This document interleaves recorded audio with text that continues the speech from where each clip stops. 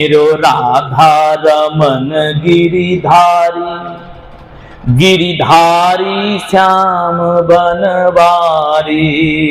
जय जय राधा रमन गिरिधारी, गिरिधारी श्याम बनवारी। मेरो राधा रमन गिरिधारी, गिरिधारी श्याम बनवारी। जय जय राधा रमन गिरिधारी श्याम बनवारी। मेरो राधा रमन, मेरो राधा रमन।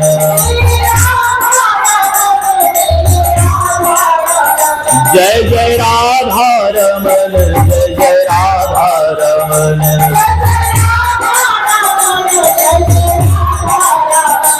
मेरो राधा रमन गिरिधारी, गिरिधारी श्याम बनवारी। मेरो राधा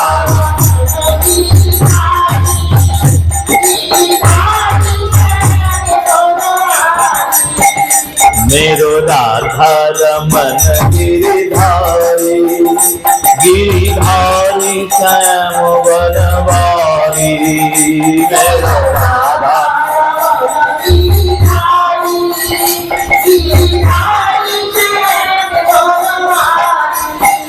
जय जय राधा रमन गिरिधारी, गिरिधारी श्याम बनवारी। जय जय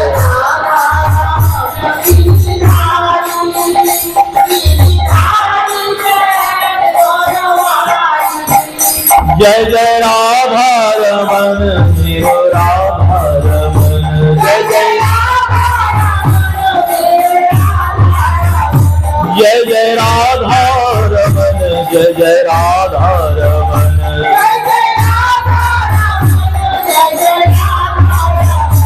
मेरो राधा रमन गिरिधारी, गिरिधारी श्याम बनवारी। मेरो राधा रमन गिरिधारी श्याम,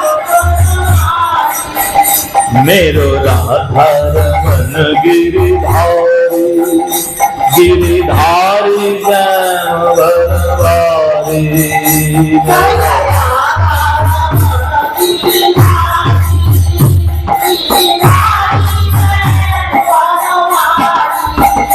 जय जय राधा रमन हरि बोल, जय जय राधा रमन हरि बोल।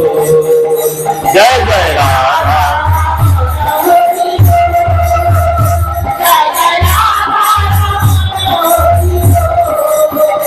जय जय राधा रमन हरि बोल, जय जय राधा रमन हरि बोल। जय जय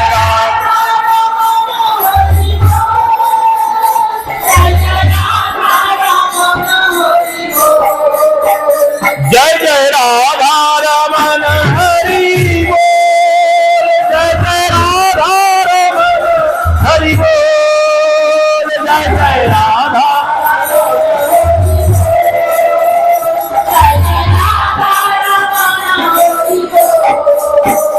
जय जय राधा रमन हरि बोल, जय जय राधा रमन हरि बोल।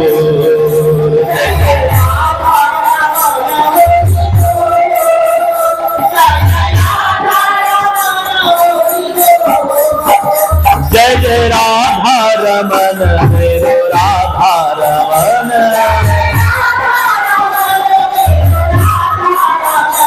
मेरो राधा रमन, प्यारो राधा रमन। मेरो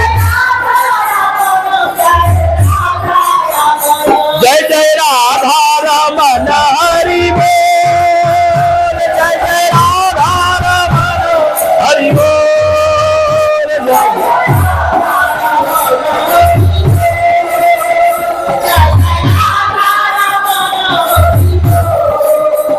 जय जय राधा रमन हरि बोल, जय जय राधा रमन হরি বল জয় জয়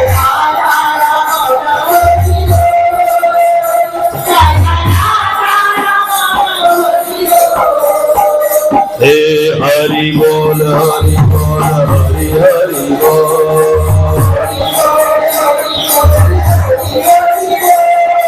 हरि बोल हरि बोल हरि हरि बोल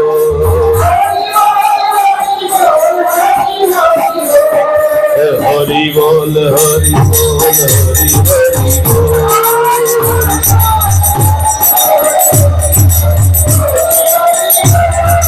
हरि बोल हरि बोल हरि हरि बोल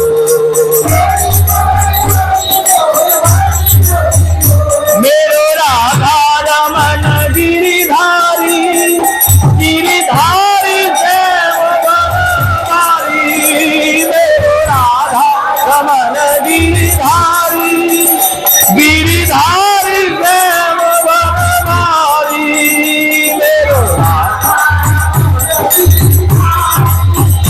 गिरिधारी मेरो राधा रमन गिरिधारी गिरिधारी मेरो राधा रमन गिरिधारी गिरिधारी मेरो राधा रमन गिरिधारी गिरिधारी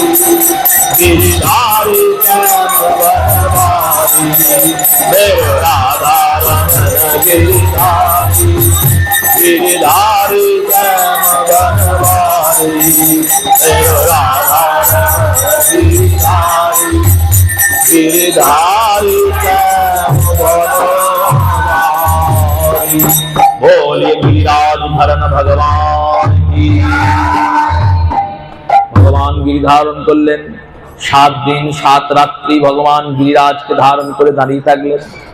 আর 7 দিন 7 রাত্রি ইন্দ্রের বৃষ্টিরা বর্ষা করল।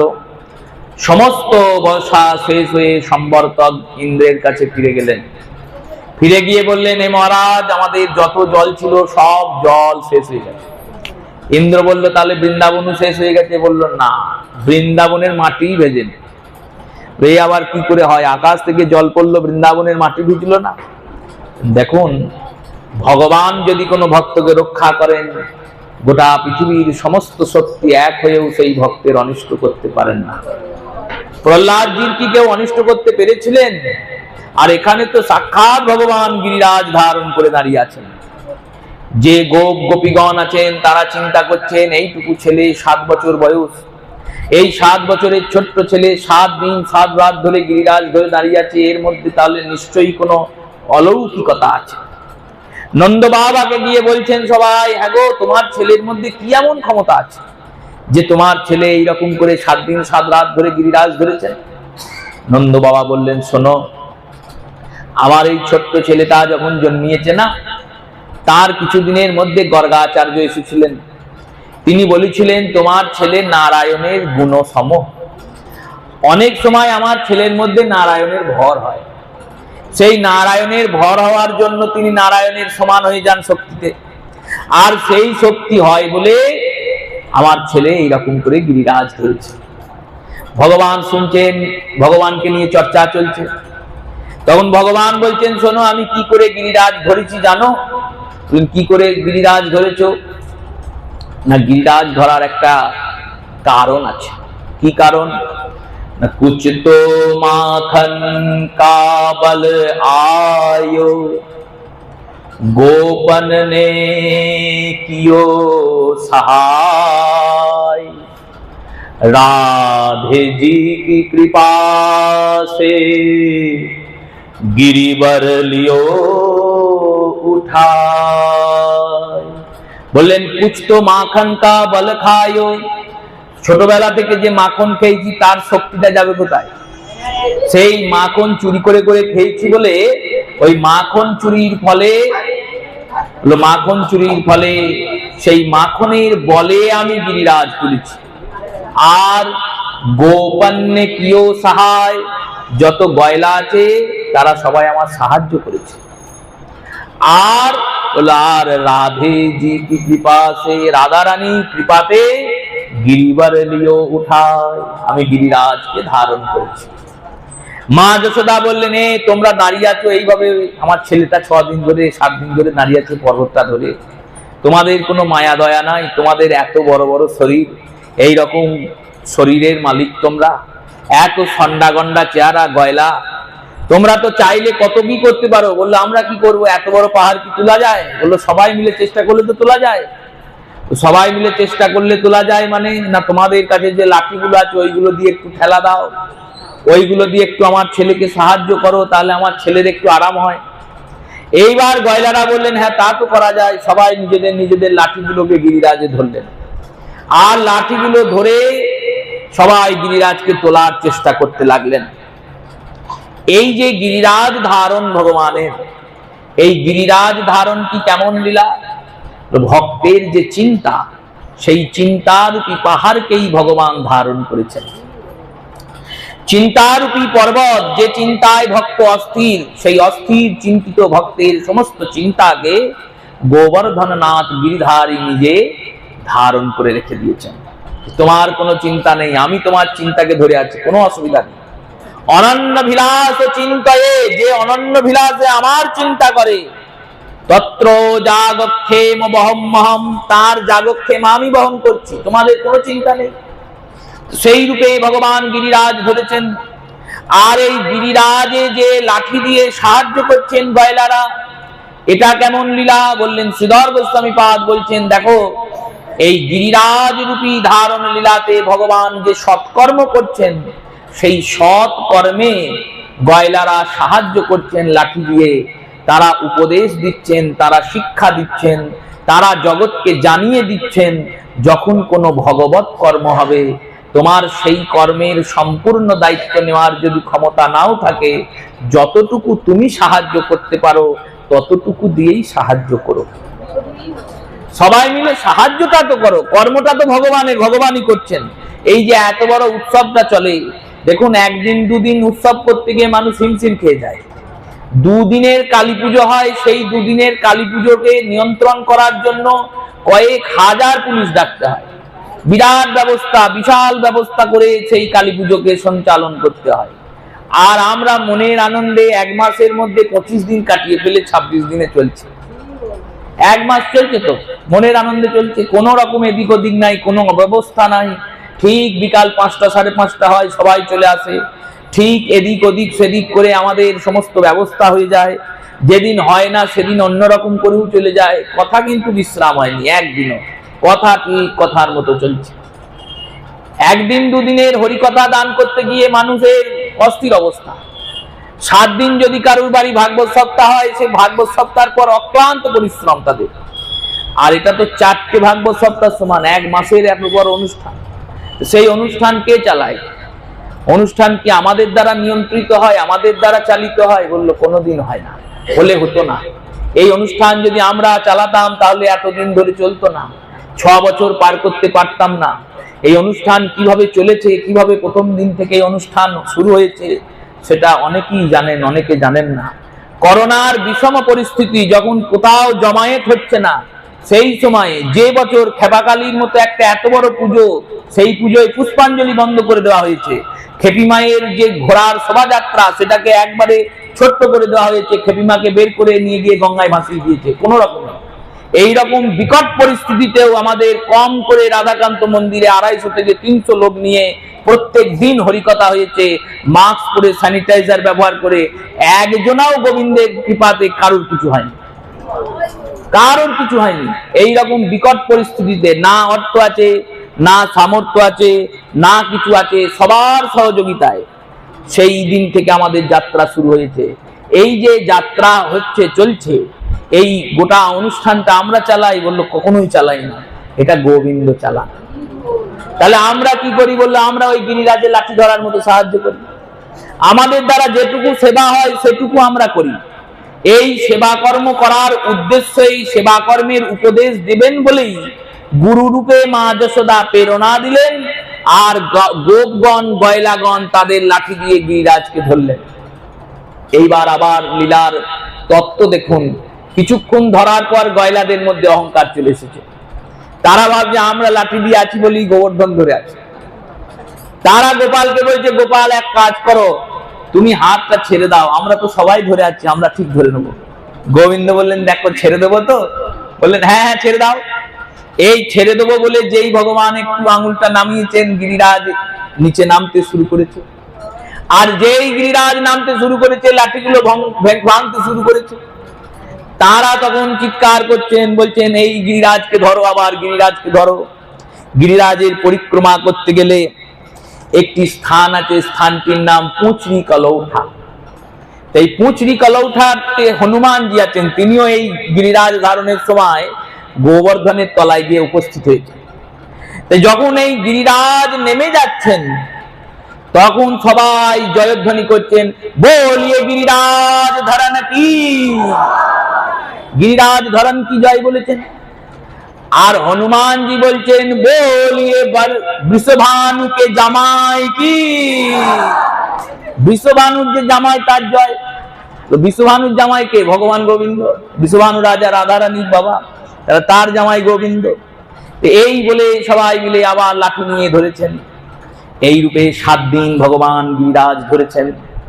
প্রত্যেক দিন 8টা প্রহরের একটা দিন হয়। সেই 8টা প্রহরের দিনে প্রত্যেক প্রহরে মা যশোদা গোপালকে খাওয়ায়। 7 দিন গোপাল গিরিরাজ ধরে দাঁড়িয়ে আছে। তাহলে 8 গণিত 7 কত হয়? 56। 7 8 56 হয়।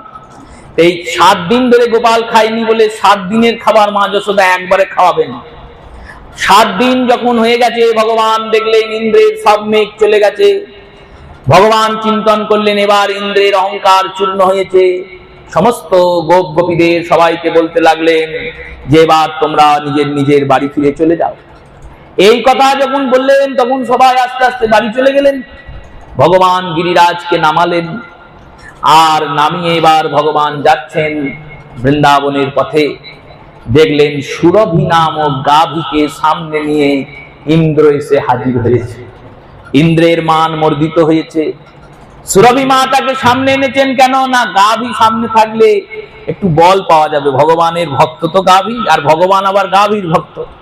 তাই ভগবান গাভীকে অতি প্রিয়, ভগবান অতি ভালোবাসেন গোমাতাকে। তাই গোমাতা সুরভিকে সামনে নিয়ে ইন্দ্র এসে পৌঁছিয়েছেন।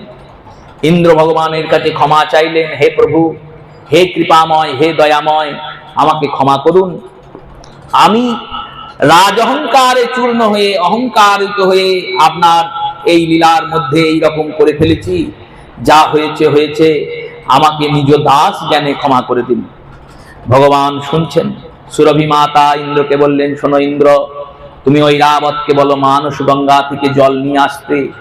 আকাশ গঙ্গা থেকে জল বর্ষিত হলো। সেই জলের দ্বারা ভগবানকে অভিষেক করালেন। সুরভি বলতে শুরু করলেন, সুরভি উবাচ কৃষ্ণ কৃষ্ণ মহাযোগিন বিস্মাত্মন বিশ্বসম্ভব ভবতা লোকনাথেন সনাথো বয়মচ্যুতঃ। হে অচ্যুত, হে হে গোবিন্দ, হে জগদীশ্বর, আপনাকে ইন্দ্র রূপে আমরা বরণ করব। ইন্দ্র মানে অধিপতি, রাজা। কেমন রাজা না, দেবতাদের রাজা হলেন ইন্দ্র। আপনি আমাদেরকে রক্ষা করেছেন ইন্দ্রের হাত থেকে। তাই ইন্দ্রের হাত থেকে আপনি আমাদের রক্ষা করেছেন বলে আপনাকে আমরা ইন্দ্র রূপে বরণ করব। আর ইন্দ্র রূপে বরণ করবেন বলে ইন্দ্রকে বললেন, রাজাকে রাজ তিলক কে করবে? বললো দেবরাজই এই ইন্দ্র গোবিন্দকে রাজা করবেন। তাই ঐরাবত জল নিয়ে এলেন। সেই আকাশ গঙ্গার জলে ভগবানকে অভিষিক্ত করা হলো। আর ভগবান অভিষিক্ত হওয়ার পরে যে স্থানে ভগবান অভিষিক্ত হলেন, সেই স্থানের নাম ঐরাবত কুণ্ড। যেখানে আকাশ গঙ্গা থেকে ভগবানের উপর জল পড়ল, সেই স্থানের নাম মানস গঙ্গা। আর এরপরে একটি স্থানে ভগবানকে বসালেন ইন্দ্র, সেখানে অভিষেক করলেন। আর একটা নাম দিলেন, জগৎ প্রসিদ্ধ নাম, যে নামটাতে ভগবানকে সর্বাধিক ডাকা হয়। আর আমরা যে তামালতলা মন্দিরে বসে আছি, এই মন্দিরের শ্রীবিগ্রহেরও সেইটাই নাম। কি নাম দিলেন না, গোস্ত ইন্দ্র আতহ গোবিন্দ উচ্চতে। আজ থেকে ভগবানের একটা নাম হলো গোবিন্দ। গোবিন্দ শব্দের অর্থ কি গো মানে গাভী, আর ইন্দ্র মানে অধিপতি। গাভী কুলের যিনি অধিপতি তিনি গোবিন্দ। বলিয়ে গোবিন্দ দেব ভগবান কি। গোবিন্দ রূপে ভগবানকে অভিষিক্ত করলেন। ভগবানকে অভিষিক্ত করার পর ইন্দ্র বললেন, প্রভু আমায় ক্ষমা করুন। গোবিন্দ বললেন, দেখো তোমার তো পুজো পাওয়ার খুব লোভ, তা তোমার যজ্ঞ আমি বন্ধ করে দিয়েছি, তুমি ভাবছো তোমার পুজো বন্ধ হয়ে গেল। আজ থেকে আমি ব্যবস্থা করে দিলাম। কি ব্যবস্থা? না, মানস গঙ্গার তটে যেখানে তুমি ক্ষমা চাইলে সেখানে দুটি শিলামূর্তি থাকবে, একটি শিলামূর্তি ভগবানের আর একটি শিলামূর্তি ইন্দ্রের। যত ভক্ত আসবে গোবর্ধন পরিক্রমা করবে, পরিক্রমার পরে যেমন আমাকে দুধ দিয়ে চান করাবে, জল দিয়ে চান করাবে, তেমন তোমাকেও দুধ দিয়ে চান করাবে, জল দিয়ে চান করাবে। তোমার একদিনের পুজো বন্ধ করে দিলাম বলে 365 দিন তোমার পুজো আমি চালু করে দিলাম। 365 দিন তোমার পুজো হবে।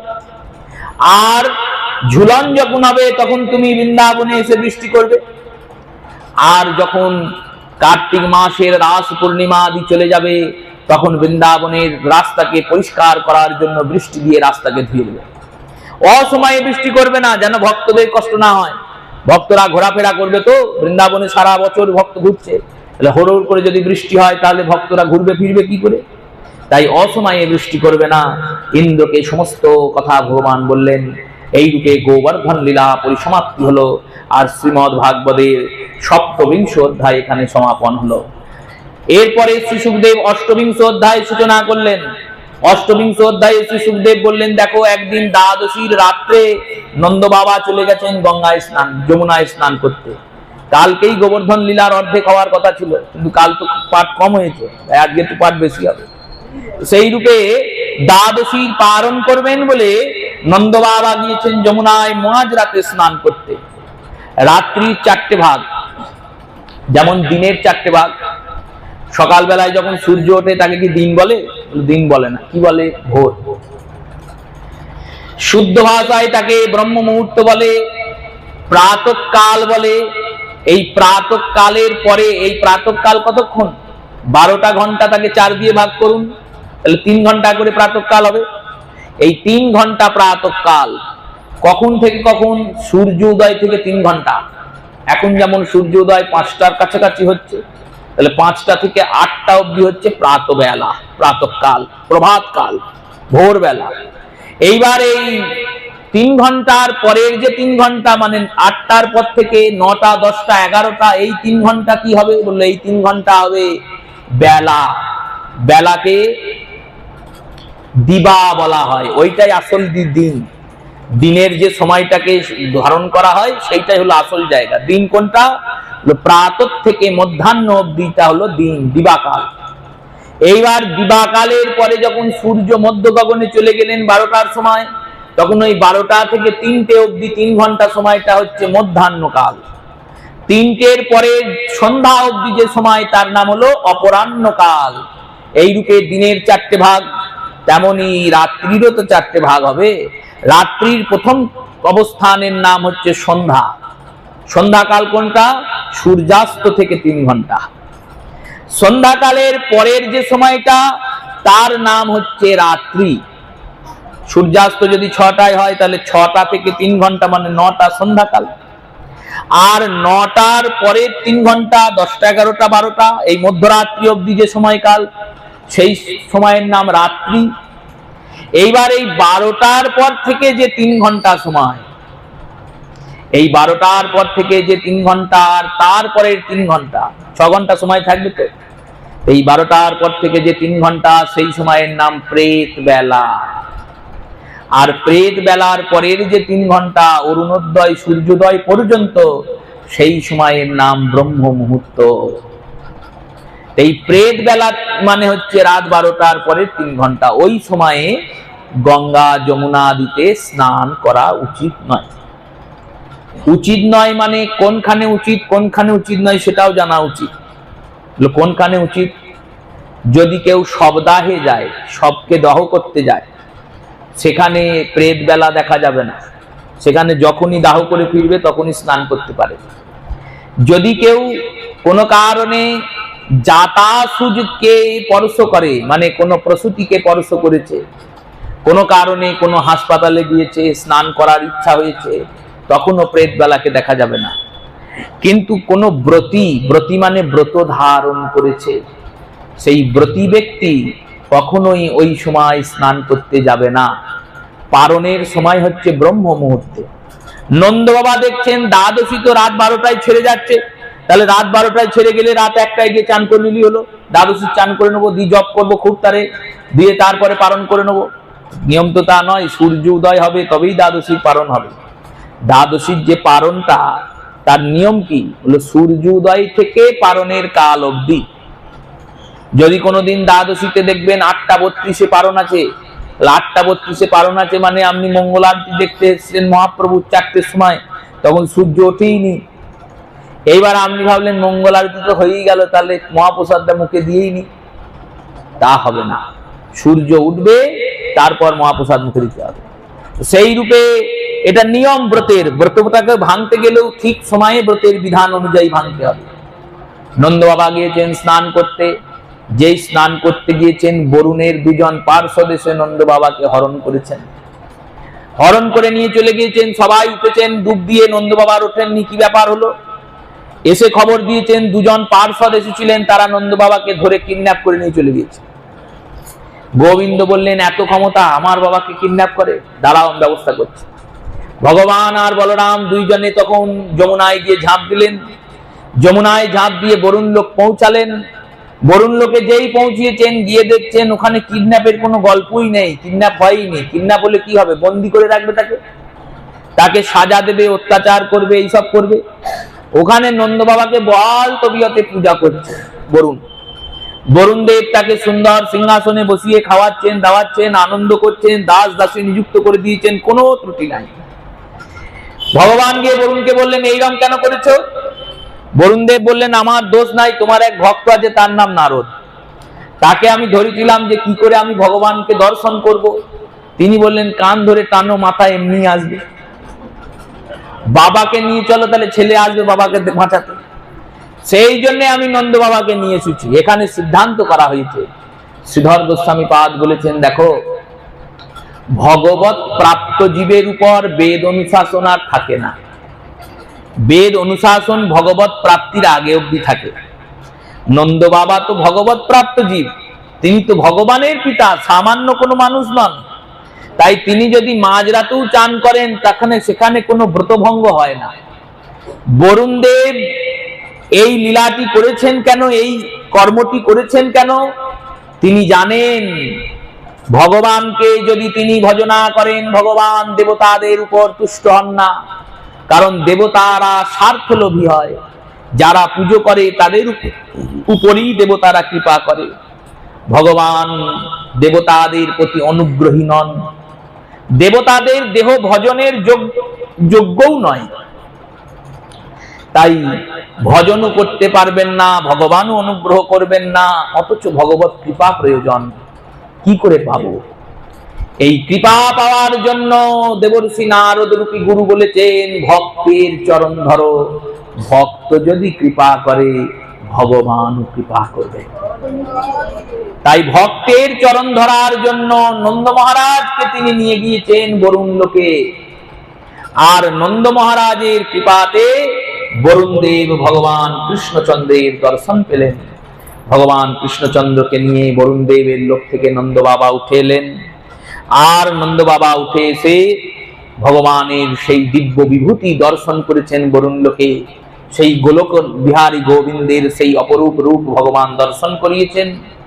আবার নিজ যোগ মায়ার দ্বারা নন্দ বাবাকে সব ভুলিয়ে দিয়েছেন, সবকিছু করে নিয়ে চলে এসেছেন। বাবা ছেলে বলরাম 3জনে উঠে এসেছেন।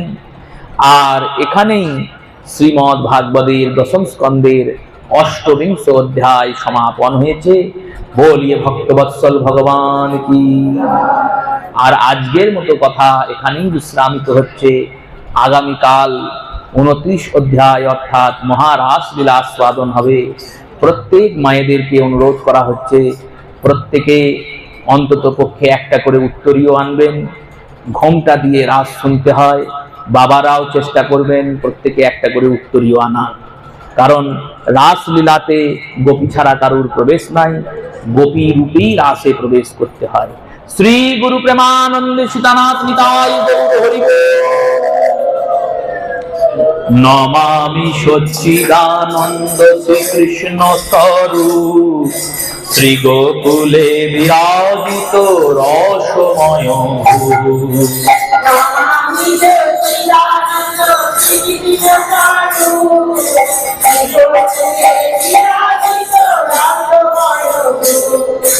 ননি হরি মাতৃভয়ে পলায়ন লীলা, শ্রবণে কুণ্ডল দোলে গলে বনমালা।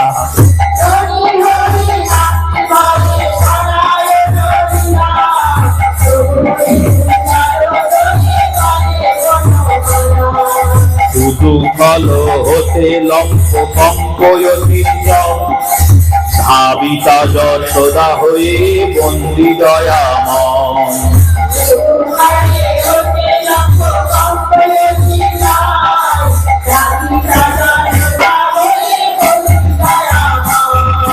জয় হরি দামোদর শ্রীরাধার মন, কার্তিকের অধিপতি মদন মোহন।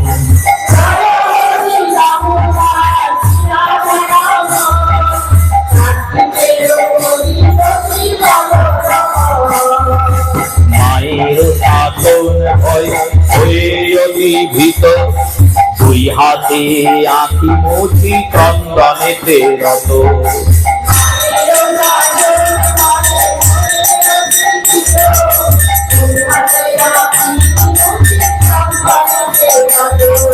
সভয় নয়নে বার বার, বলে চলে মণিমুক্তা দিব্য কণ্ঠহার।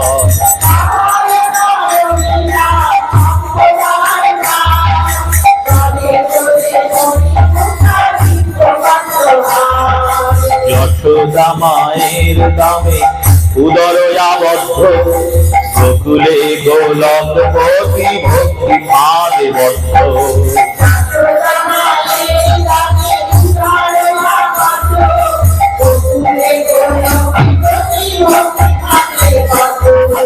জয় হরি দামোদর শ্রীরাধার মন, কার্তিকের অধিপতি মদন মোহন।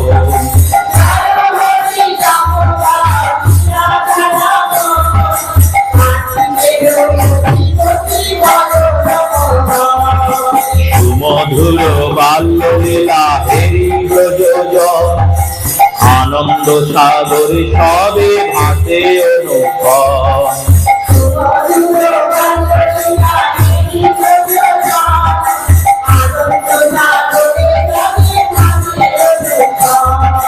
মাধুর্য প্রধান ভক্তি ভক্তির মহত্ব, ঐশ্বর্য প্রধান ভক্তি জানাতে যে তত্ত্ব।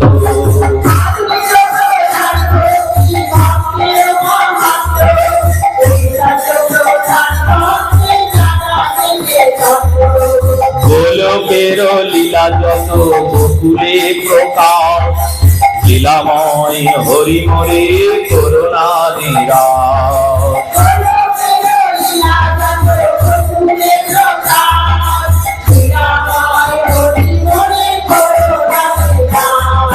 জয় হরি দামোদর শ্রীরাধার মন, কার্তিকের অধিপতি মদন মোহন।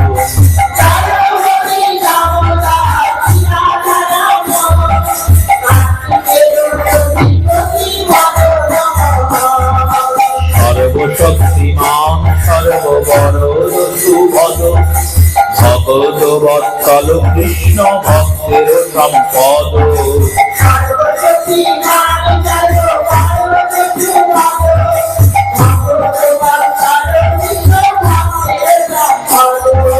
নাহি চাহি ত্রিবৈকুণ্ঠ চারু পুরুষার্থ, তব পদ সেবা দিয়া করো কৃতার্থ।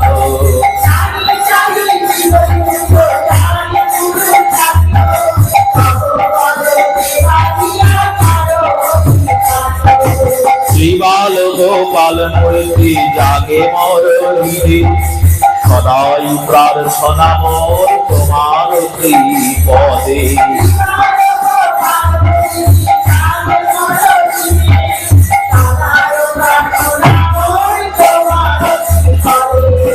জয় হরি দামোদর নিরাধার কার্তিকের অধিপতি মদন মোহন।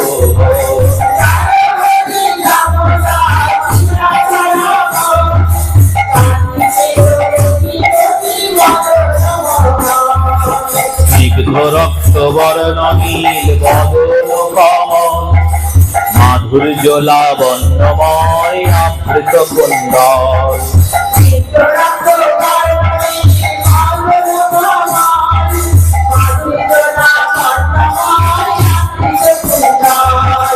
মা যশোদা হেরে সেই কৃষ্ণ বদন, লেহিত বিম্বষ্ট দিয়া করেন চুম্বন।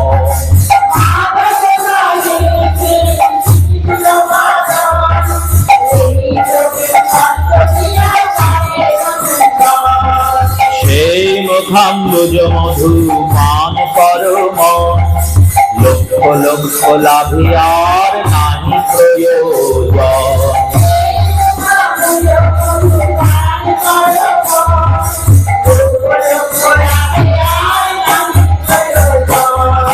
জয় হরি দামোদর শ্রীরাধার, কার্তিকের অধিপতি মদন মোহন।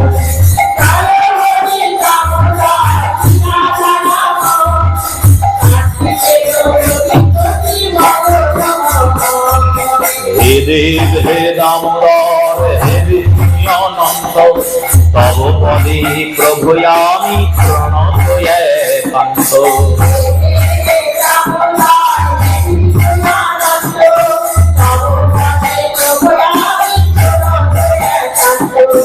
তব সেবাধীন দুঃখ সাগরে নিমগ্ন, নিজ গুণে মম প্রতি হও হে প্রসন্ন।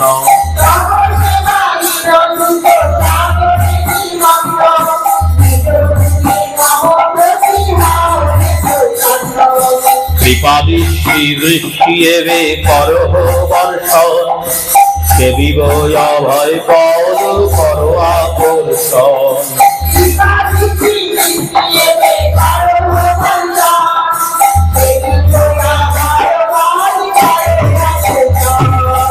জয় হরি দামোদর শ্রীরাধার, কার্তিকের অধিপতি মদন মোহন।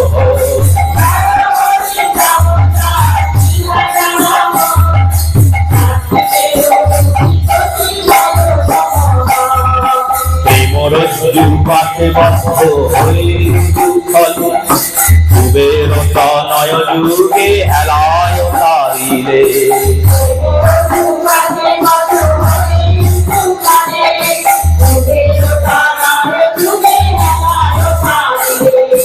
সেই রূপ মরে প্রেম ভক্তি করো দান, নাহি চাহি ভক্তি সিদ্ধি মুক্তি নির্বাণ।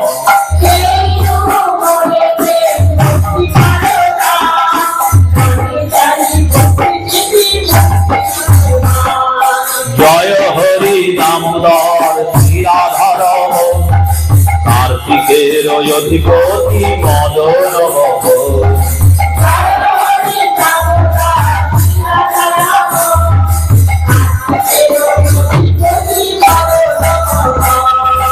নিখিল তেজের আর বিশ্বের আধার, তোমার উদর দামে নদীবার বার।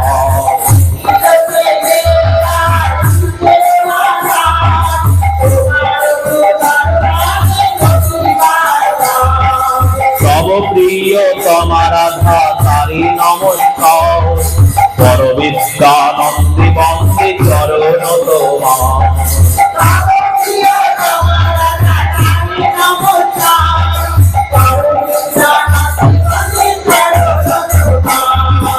জয় হরি দামোদর শ্রীরাধার, কার্তিকের অধিপতি মদন মোহন।